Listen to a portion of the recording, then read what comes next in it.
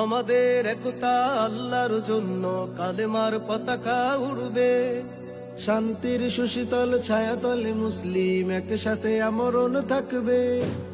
আমাদের একতা আল্লাহর জন্য কালেমার পতাকা উড়বে, শান্তির সুশীতল ছায়াতলে মুসলিম একসাথে আমরণ থাকবে। হাতে হাতে রেখে সবে আল্লাহর জন্য জিহাদের ময়দানে লড়বে, জিহাদের ময়দানে লড়বে।